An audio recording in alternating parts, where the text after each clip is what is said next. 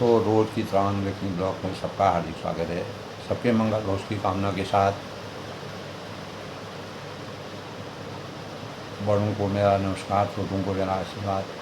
मैं ठीक हूँ, आशा करता हूँ कि आप ठीक होंगे। रामचरितमानस के अयोध्याकांड के प्रसंग में दोस्तों हमने अनेकों प्रसंगों का अध्ययन किया और अयोध्याकांड में भगवान राम के वास्तविक चरित्र का जो ज्ञान, आनंद और सेवा भावों की समीक्षा करते हैं, वह हमारे जीवन के लिए कितना अभूतपूर्व है। और भगवान राम ने सब कुछ छोड़ करके वन का राज्य ग्रहण करके अपने माता पिता की आज्ञा का किसी प्रकार से भी उल्लंघन न करते हुए, यानी सहर्ष वन का राज्य स्वीकार किया और प्रजा की सेवा के लिए, माता पिता की सेवा के लिए भरत और यानी मुनि वशिष्ठ जी और सुमंत जी को अनेक प्रकार के वैचारिक जो वास्तविक विचार धारणा है उनसे वैचारिक भावनाओं को न रखते हुए वास्तविक भावों के सृजन से अयोध्या का राज सही ढंग से करने के लिए भरत को भी संदेश भेजा। भरत जब ननिहाल से अयोध्या में विराजमान होते हैं तो वह अयोध्या की दुर्दशा को देखते हुए, वहाँ के परिवेश को देखते हुए हतप्रभ हो जाते हैं, आश्चर्यचकित हो जाते हैं और दुख में व्यथित हो जाते हैं। अपनी माता के से संवाद के परिणाम स्वरूप माता के द्वारा कहे गए वचनों से वह बहुत दुखी होते हैं और अंत में वह कौशल्या जी के संपर्क में जाते हैं और अपने प्रतिशोध के लिए सभी प्रजावासियों से भगवान रामचंद्र के प्रति जो भ्रातृत्व प्रेम की असीम धारा का प्रवाह है, उसकी वेदना में वह जिस प्रकार से व्याकुल होते हैं, उसका तुलसीदास ने बड़े ही रहस्यमय ढंग से वर्णन किया है। एक ओर जहाँ भगवान रामचंद्र का 14 वर्ष का वनवास, दूसरी ओर पिताजी का स्वर्गवास होना, तब भरत जी ने अपनी माता कौशल्या, राम की माता कौशल्या और अपनी माता कैकेयी के सभी दोषों को दरकिनार करते हुए सबका प्रायश्चित अपने ऊपर लिया और उन पापों का भोग स्वयं करने के लिए वो प्रतिबद्ध हुए। माता कौशल्या ने उनको बहुत प्रकार से समझाया। तब मुनि वशिष्ठ ने कहा, विधाता की रचना जो है उसका कोई पार नहीं है, विधाता की गति को कोई रोक नहीं सकता है, किसी का कोई दोष नहीं होता है। इसीलिए आगे की पृष्ठभूमि को तैयार करते हुए आगे बीती ताय विचारिए आगे की सुध लेह, इस प्रकार की बातों को कह करके लक्ष्मण जी के अंतःकरण में जो व्याकुलता थी, जो दुख था, विषाद था, अनेकों चीज़ें सोच करके वह बहुत ही दुखी हो रहे थे, तो उनको अनेकों भावों से माता कौशल्या और वशिष्ठ ने समझाया और जीवन में भगवान राम के सेवा धर्म की अगर हम बात करते हैं तो जा पर राम कृपा होई ता पर कृपा करें सब कोई, जिनके कपट दंभ नहीं माया, तिनके हृदय बसों रघुराय। तो भगवान रामचंद्र जी का चरित्र वास्तव में जिनके अंतःकरण में, जिनके सुंदर अपार हृदय में भगवान की कृपा होती है, उस पर सभी की कृपा बरसती है।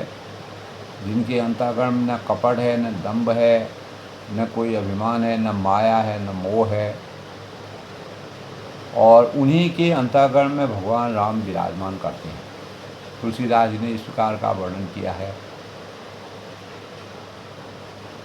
यानी जिनकी ऐसी बुद्धि कभी नहीं टलती कि मैं सेवक हूँ, और वह चराचर जड़ चेतन जगत की स्थायी भगवान के रूप हैं और वही अनन्य हैं। परिवार में अपने वयोवृद्ध माता पिता की सेवा से पुत्र को 4 पदार्थ धर्म अर्थ काम मोक्ष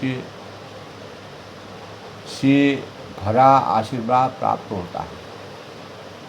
तो 4 पदार्थ करतल ताकि विप्र पितु मात प्राण सम जाति, यानी सेवा करने से मनुष्य का हृदय शुद्ध हो जाता है।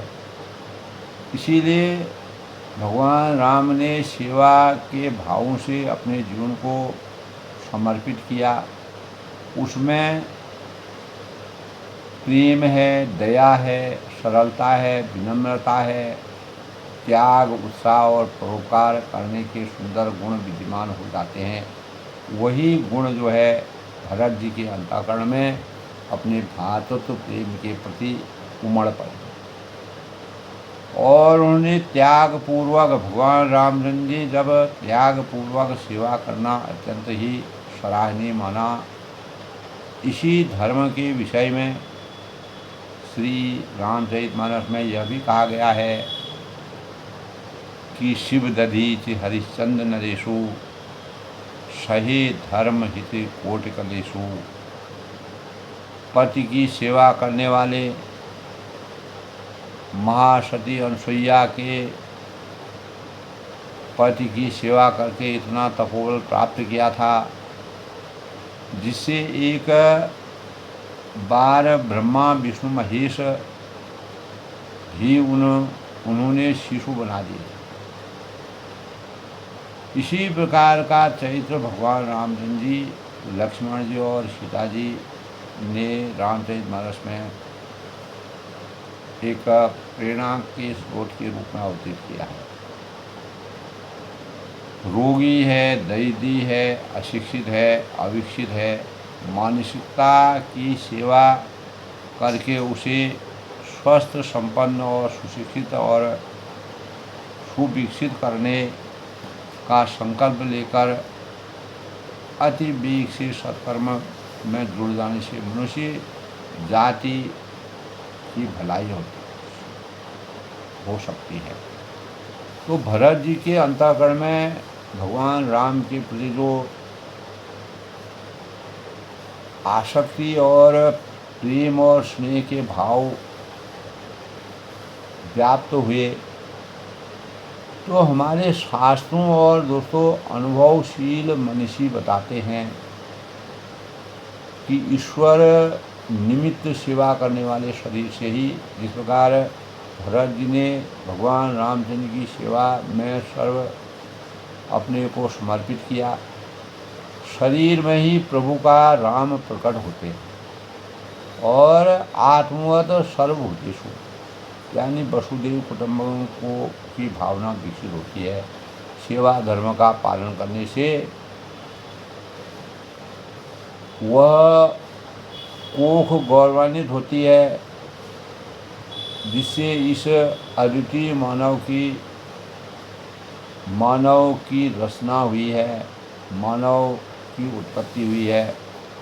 तो इस प्रकार से रामचरितमानस में भरत जी ने जिस प्रकार से भगवान राम और रामचंद्र अपने माता पिता की सेवा में 14 वर्ष का वनवास प्राप्त किया। और उसी प्रकार के सेवा भाव भरत जी के चरित्र में भी मिलते हैं। तो वशिष्ठ जी के द्वारा भरत जी को उनके पिताजी के स्वर्गवास के पश्चात और रामचंद्र के बन जाने पर जो अपार अति कठिन दुख हुआ, उस दुख को समाप्त करने के उन्होंने आगे के कार्यों को संपादित करने के लिए भरत जी को अनेकों भावों से समझाया, विधि की रचना को समझाया और इस सांसारिक जीवन में जन्म मरण के स्वरूप को समझाया। और अंततोगत्वा उन्होंने कहा कि सुनऊँ भरत भावी प्रबल बिलख कही मुनिनाथ, हानि लाभ जीवन मरण जस अविदस विधिया। यानी मुनिनाथ ने बिलख कर यानी दुखी होकर, क्योंकि भरत उस समय जब भगवान राम 14 वर्ष के वनवास चले गए थे और वह जो है भरत जी अपने ननिहाल में थे, उनको अपने पिताजी के स्वर्गवास होने और राम जी के वनवास जाने का पता ही नहीं था।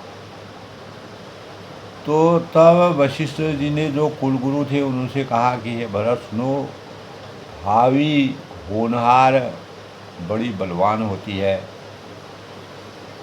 इस संसार में जो भविष्य में घटने वाला होता है, जो वर्तमान भूत भविष्य वर्तमान होता है, तो उसमें भविष्य में क्या होगा क्या नहीं होगा, और वर्तमान में हम उसका उन भावों को अपने जीवन में अपनाते हैं और भूत जो गुजर जाता है उनकी याद हम करते हैं।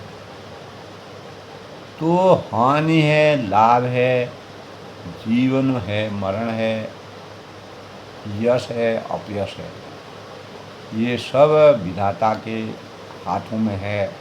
बिना विधाता के अनुसार ही यह सब कार्य होते हैं। तो वशिष्ठ जी ने भरत जी से कहा कि हे तात, हृदय में ऐसे समय में धीरज धरना, जिस कार्य को करने का अवसर है उसे करना। और गुरु जी के वचन सुनकर भरत जी ने आगे की तैयारी करने के भाव व्यक्त किए। वेदों में बताई हुई विधि से राजा को देह को स्नान कराया और परम विचित्र विमान बना करके भरत जी ने सब माताओं को चरण पकड़कर अर्थात प्रार्थना करके उनकी सती होने से रोक दिया और वे रानियां भी श्री राम के दर्शन की अभिलाषा में रह गई। तो इस प्रकार सब राजा के स्वर्गवास होने के बाद सब दाह क्रिया की गई और सबने विधिपूर्वक स्नान करके तिलांजलि दी। फिर वेद, स्मृति और पुराण सबका मत निश्चय करके उसी के अनुसार भरत जी को पिता का 10 गात्र विधान यानी 10 दिनों के कृत्य जो किए जाते हैं, वो कृत्य उन्होंने पूरे यानी श्रद्धा के साथ किए।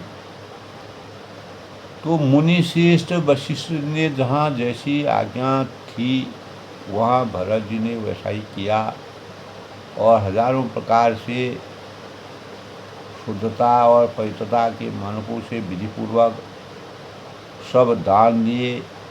गौ है, घोड़े हैं, हाथी हैं आदि अनेक प्रकार की वस्तुएं, क्योंकि उस समय के परिवेश में जो दान दिया जाता था। सिंहासन, गहने, कपड़े, अन्न, पृथ्वी, धन, मकान भरत जी ने दिए। पिताजी के लिए भरत जी ने जैसे करनी की, वह लाखों सुखों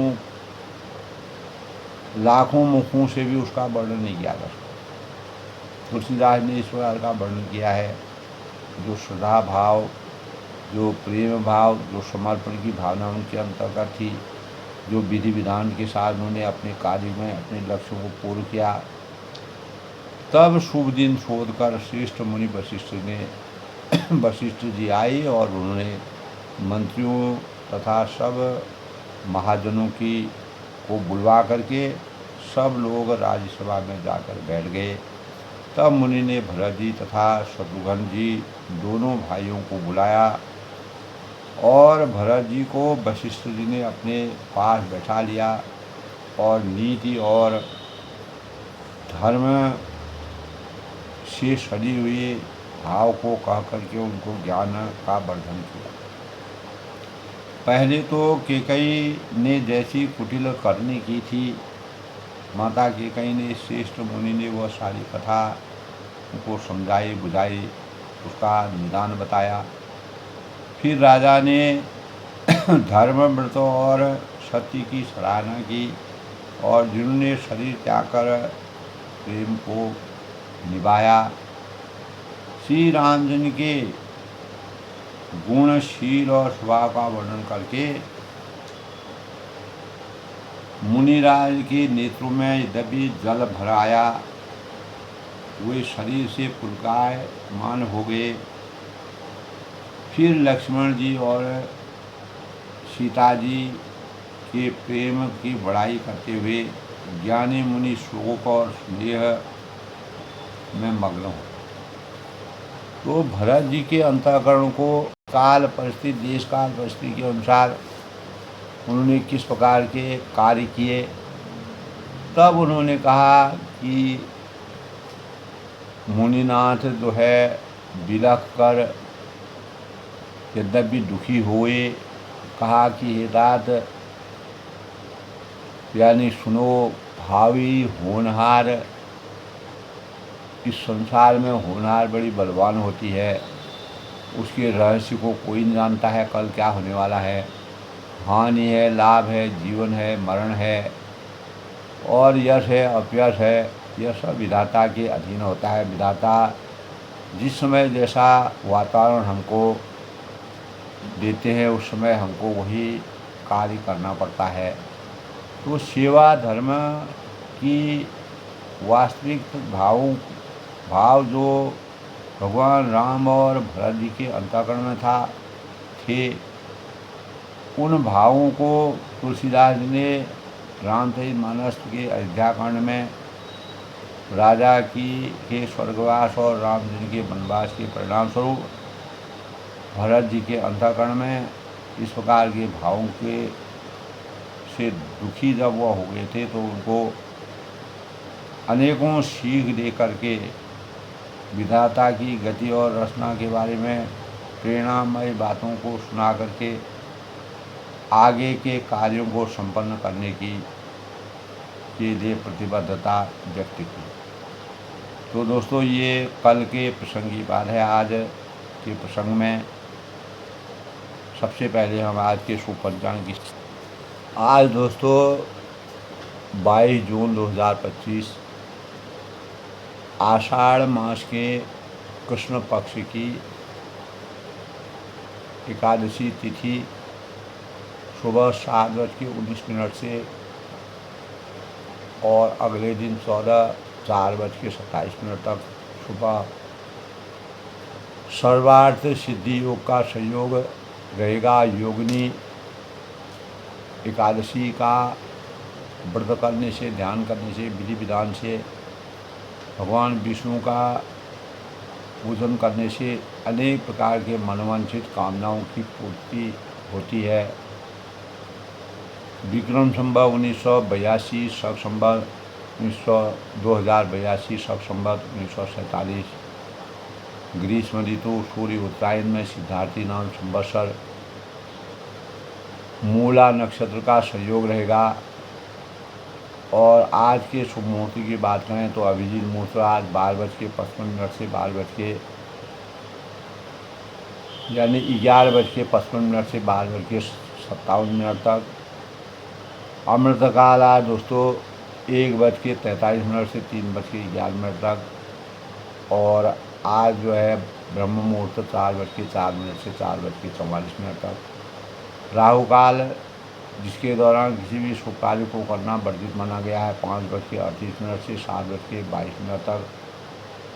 सायं सूर्य उदय आज 5:28 पर होंगे और सूर्यास्त 6:51 पर। इस प्रकार आज के शुभ पंचांग के भावों की समीक्षा है। आज दोस्तों, जैसे कि हम जानते हैं, रविवार का दिन है। रविवार के दिन भारत में अवकाश का दिन माना गया है। वैसे पूरे विश्व में रविवार को अवकाश माना जाता है और इस दिन भगवान सूर्य की पूजा अर्चना की जाती है विधि विधान के साथ। भगवान सूर्य को अर्घ्य अर्पित किया जाता है, जो राजयोग के लिए सतयुग, द्वापर, त्रेता और कलयुग में अलग अलग भावों से यानी सूर्य की उपासना करने के रहस्य हैं। कलयुग में राजपद की प्रतिष्ठा को प्राप्त करने के लिए भगवान सूर्य को की पूजा की जाती है। त्रेता में भगवान रामचंद्र ने रावण का वध करने के लिए, तेज की प्राप्ति के लिए सूर्य भगवान को नमन किया था और अगस्त ऋषि द्वारा दिए गए ये सूर्य सस्तान तेजोरानुमांग या गणगं विश्वान देवो सहितो दुर्तान पराश्वा यद भद्रं तनाश्वा। ओम सूर्याय नमः मंत्र का जाप करके सूर्य भगवान को उन्होंने जल अर्पित किया। और सूर्य में दोस्तों अनेक प्रकार के रोग प्रतिरोधक क्षमता वाली किरणें जो हमारे जीवन में अनेकों औषधियों का काम करती हैं। और वैज्ञानिक और आध्यात्मिक दृष्टि से अगर हम सूर्य की वास्तविकता का वर्णन करें तो दोनों विधियों से हमारे जीवन में सूर्य जो है एक अकाट्य देवता, 5 देवताओं में सूर्य भगवान को भी पूज्य देव माना गया है। सूर्य हमारे सौरमंडल का सबसे बड़ा पिंड है और उसका व्यास लगभग 13,90,000 यानी किलो मिलीमीटर है, जो इस पृथ्वी से 113 गुना अधिक है। तो सूर्य के पास अपार खनिज संपदाओं का भंडार है। इस प्रकार के चमत्कारिक पदार्थ हैं। तो सूर्य शक्तिशाली भंडार होने के कारण हाइड्रोजन और हीलियम गैसों का अपार स्रोत है।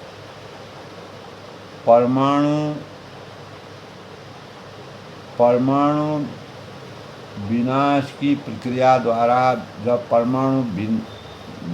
परमाणु जब आपस में विलय होते हैं तो उसी प्रक्रिया से सूर्य अपने केंद्र में ऊर्जा पैदा करते हैं, जब आपस में वह टकराते हैं। तो सूर्य की प्रकृति पीले बौने तारे के समान है। सूर्य पृथ्वी से लगभग 93 यानी 93 मिलियन मील यानी 150 मिलियन किलोमीटर दूर है। तो यह सौर मंडल का एकमात्र तारा है। सूर्य के गुरु बृहस्पति माने गए हैं और सूर्य के संयोग से ही जीवात्मा का संयोग माना जाता है और गुरु जीव है, सूर्य आत्मा है, ऐसा बताया गया। आदित्य हृदय शोध मंत्र का पाठ करना, इसीलिए इस दिन को सूर्य का नाम आदित्य भी कहलाते हैं। मार्कंडेय पुराण के अनुसार दोस्तों, पहले संपूर्ण जगत में, इस सृष्टि में प्रकाश नहीं था। जब ब्रह्मा जी के मुख से ओम प्रकट हुआ, शास्त्रों में इस प्रकार का विधान है, वही सूर्य का प्रारंभिक स्वरूप विराजमान हुआ, तभी रोशनी प्रकट हुई। इसके बाद भू भुव तथा स्व शब्द उत्पन्न हुआ। तीनों शब्दों को रूपों को मिला करके ओम में विलीन हो गया। तो सूर्य के स्थूल रूप मिल गए और सूर्य का असली नाम आदित्य इसलिए कहा गया। ओम भुव स्व। सूर्य एक प्राकृतिक चिकित्सालय है। सूर्य की सप्तरंगी जो किरणें होती हैं, उनका उद्भव रोगनाशक शक्ति उसमें होती है और सूर्य की किरणों में अपार औषधि गुण पाए जाते हैं। औषधियों का भंडार है। अनेक कीटाणुओं से हमें छुटकारा मिलता है और ऊर्जा का सबसे बड़ा स्रोत सूर्य माना गया है। सूर्य भगवान की पूजा के लिए अर्घ्य दे करके जल, लाल पुष्प, रोली और लाल वस्त्र से भगवान सूर्य को की पूजा उपासना करना चाहिए। रविवार के दिन उपवास रखने पर नमक का सेवन वर्जित माना गया है। किसी प्रकार के तामसिक भोजन से परहेज करना चाहिए।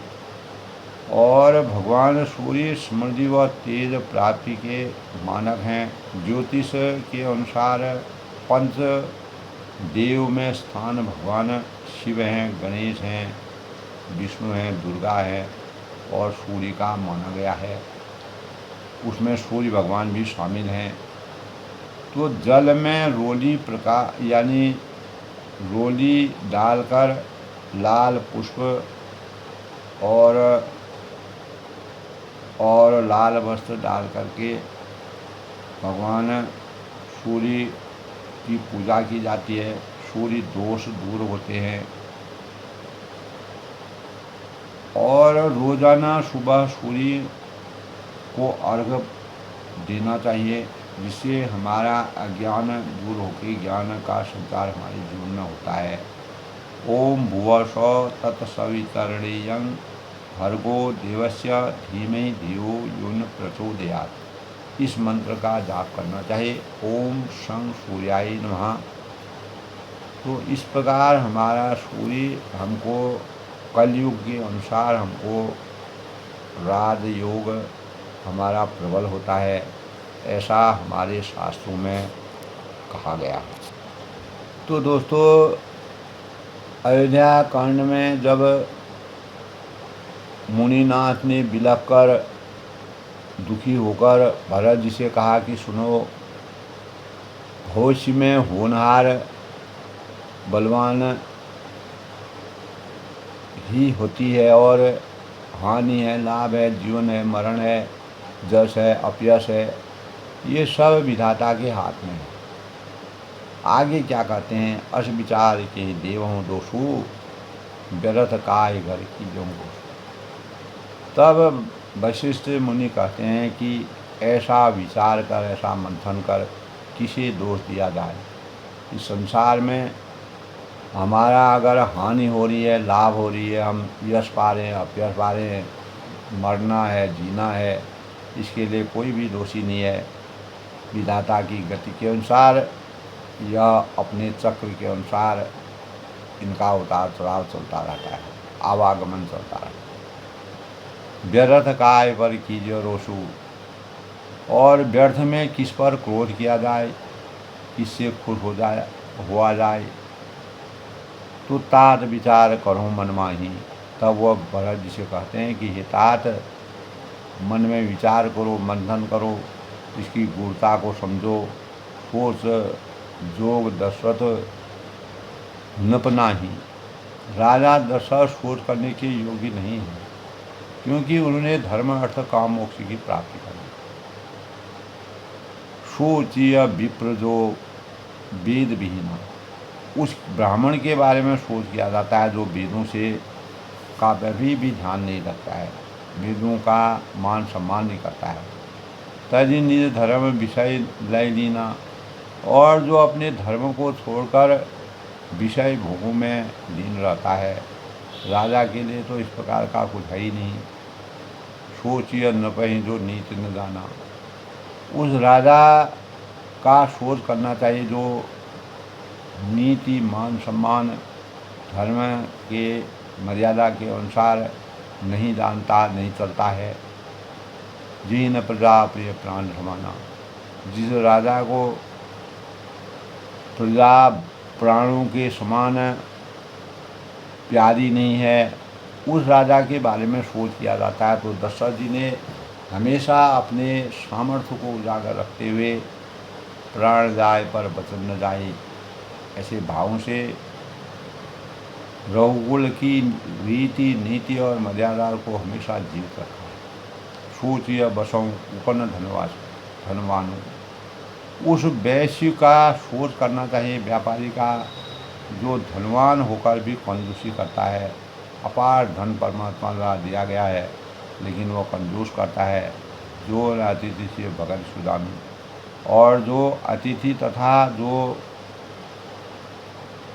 सत्यकार होते हैं तथा शिवजी की भक्ति करने में कुशल नहीं होते हैं।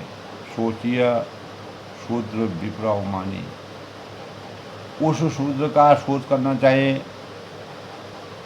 जो ब्राह्मणों का अपमान करने वाला हो, जो ज्ञानी है उनका अपमान करने वाला, उसका अपमान उसके बारे में सोच करना चाहिए। मुखर प्राण प्रिय ज्ञान गुमानी, बहुत बोलने वाला, मन बढ़ाई चाहने वाला और ज्ञान का जो घमंड रखने वाला होता है उसका सोच किया जाता है। सोचिए पुनिपति वंचक नारी, अनेकों भावों से वशिष्ठ जी भरत जी को समझाते हैं। पुनः उस स्त्री का सोच करना चाहिए जो कुटिल कलह प्रिय इच्छाचारी, जो छलने वाली हो, कुटिल हो, कलह प्रिय और स्वेच्छाकारिणी हो, अपनी इच्छा के साथ चलने वाली हो। सोचिए बटु निज व्रत परिहर हूँ, उस ब्रह्मचारी का सोच करना चाहिए जो है तो ब्रह्मचारी, जो अपने ब्रह्मचारी व्रत का अगर ब्रह्मचारी व्रत पालन किया है उसकी अपेक्षा उसके अनुसार न चलना, उसके बारे में सोच करना चाहिए। जो न गुरु आयुष अनुसरी, और जो गुरु की आज्ञा के अनुसार नहीं चलता है उसका सोच करना चाहिए। और सोचिए गुही जो मोह बसाओ, उस गृहस्थ का सोच करना चाहिए। करें कर्म पर त्याग, जो मोहवश स्वार्थवश लोभवश कर्म मार्ग का त्याग कर देता है, अपने कर्तव्यों का निर्वहन करने में परिपूर्ण नहीं होता है। अगर राजा दशरथ अगर हठीले होते, अपने संकल्प के शुद्धता नहीं होती तो कैकेयी द्वारा मांगे गए वरदानों को वह मना कर देते, उनके लिए कुछ नहीं होता। लेकिन वह रघुकुल रीत सदा चले आई, प्राण जाए पर वचन न जाए। तो मर्यादा कोई चीज़ समझाने की जरूरत ही नहीं थी। मर्यादा के अनुकूल चलने वाली नीति के मानक, धर्म के धुरंधर। तो सोचिए जति प्रपंच रथ विगत विवेक विराट, उस सन्यासी का शोक करना चाहिए जो दुनिया के प्रपंच में फंसा हो, मायाई जीवन व्यतीत कर रहा हो और ज्ञान वैराग्य से हीन है, किसी प्रकार का न ज्ञान है न वैराग्य है, उसका सोच करना चाहिए। तो बैखा न सोई सोचे जोगु वानप्रस्थ, वही सोच करने योग्य है जिसकी तपस्या छोड़कर भोग अच्छे लगते हैं। तब विहाय दी भावी, उसके बारे में सोच करना चाहिए। और सोचिए पिशुन अकारण को दी। सोच उसका करना चाहिए जो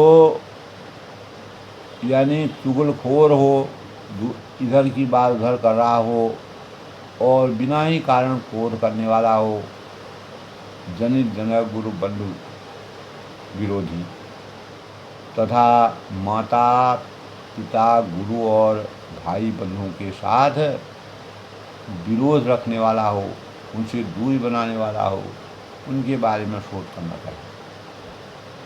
सब विधि सोचिए पर अपकार, तो सब प्रकार से उसका सोच करना चाहिए। अगर हम पूरा विचार करें, मंथन करें, उसका सोच करना चाहिए। निज तनु पोषक निर्दय भारी, जो दूसरों का अनिष्ट करता है, दूसरों की बुराई करता है, दूसरों की अवहेलना करता है, दूसरों की बुराई में खुश होता है, दूसरों के दुख में खुश होता है, उनका सोच करना चाहिए। सोचनी सब ही विधि होई, अपने ही शरीर तक का पोषण करता है और बड़ा भारी निर्दयी है। सोचनी सभी विधि होई, दोन साणी सलो हरि गण होई, और वह जो सभी प्रकार के सोच करने योग्य हो और छल छोड़कर हरि का भक्त नहीं होता है, उसके बारे में सोच विचार विमर्श या सोच करना चाहिए। सोचनी नहीं कौशल राव, इसीलिए भरत जी से वशिष्ठ जी कहते हैं कि कौशल राज दशरथ जी सोच करने योग्य राजा नहीं। उन्होंने सभी कार्यों की अपने कर्तव्यों का पूर्ण रूप से परिपालन किया है। भुवन चाहे 10 प्रकट प्रभाव, जिनका प्रभाव 14 लोगों में व्याप्त है। भयमुन अयन अब होने आ रहा, तुम्हारे पिता जैसा राजा तो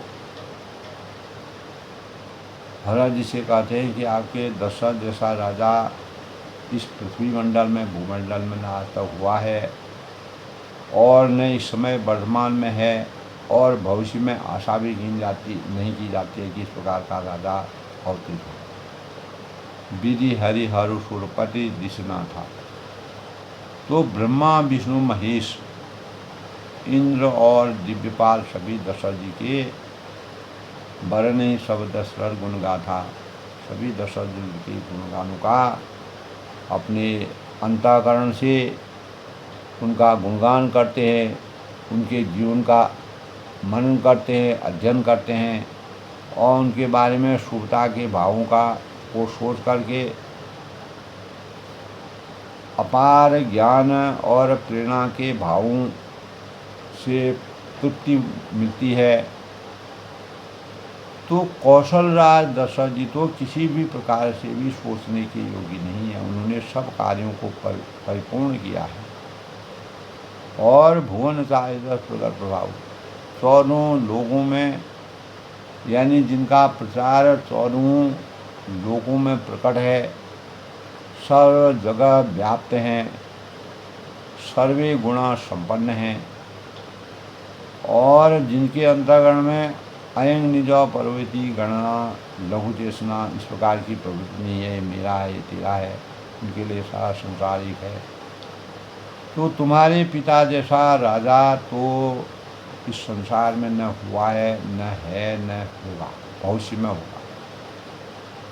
तो ब्रह्मा विष्णु महेश भी, इंद्र भी जो है, दिक्पाल जो होते हैं, वह भी दशरथ जी के गुणों की अनेकों कथाएं करते हैं, उनका गुणगान करते हैं, उनके रहस्यों को अपने जीवन में चरितार्थ करने के भावों का संचार करते हैं और अपने जीवन को उत्तम बनाने के लिए अनेक भावों से अपने जीवन को सामर्थ्यवान बनाने की कोशिश करते हैं। कहूँ तात की भांति को, तब वशिष्ठ जी कहते हैं कि हे तात, कहो उनको, बड़ाई कोई किस प्रकार करेगा, कर ही बड़ाई ताश, राम लखन तुम शत्रुघ्न सहित सुवन सुजिदास। क्यों नहीं उनकी बड़ाई सभी लोग करेंगे जिनकी राम, श्री राम, लक्ष्मण, भरत और शत्रुघ्न जैसे पवित्र पुत्र हैं, पूर्ण आस्था के मानक हैं, पूर्ण मर्यादित जीवन को यापन करने के भाव सब में समाहित हैं। तो ऐसे राजा का शोध करना किसी भी व्यक्ति के लिए कुछ भी उनके बारे में विरोध करना, कोई बुराई करना, यह हमारे समझ से परे है। अर्थात वह सर्वगुण संपन्न है, जो सर्वे संतु सुखिनः सर्वे सन्तु निरामयाः सर्वे भद्राणि पश्यन्तु मा दुख भागे। किसी प्रकार का दुख किसी मानव के लिए न हो, ऐसे भावों को सभी लोग सुखी रहे, खुश रहे। जो ऐसे भावों को सोचते हैं वह इस संसार में जन कल्याण के लिए पैदा होते हैं। तो किसी प्रकार की बुराई से रहित दशरथ जी का जो चरित्र था, उसका जो सार्वभौमिक चरित्र का वर्णन तुलसीदास ने किया है, वही चरित्र का वर्णन वशिष्ठ जी लक्ष्मण यानी भरत जी को समझाते हैं, बुझाते हैं और उनके शौर्य को बढ़ाने का प्रयास करते हैं। आज के प्रसंग में दोस्तों, अयोध्या कांड में राजा दशरथ जी के चरित्र का जिस प्रकार से गुणगान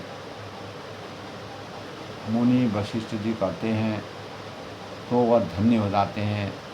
हमारे जीवन में उनकी प्रेरणाएँ मिलती हैं और सच्चरित्र भाव से राजा दशरथ ने किस प्रकार से राज्य किया, उसके भाव प्रतिलक्षित होते हैं और हमारा ज्ञान वर्धन होता है। मैं सबके मंगल की कामना के साथ जय श्री राम साथ कल आगे के प्रसंग से सबसे चर्चा करूँगा। तब तक के लिए सबका अभिनंदन, सबका स्वागत।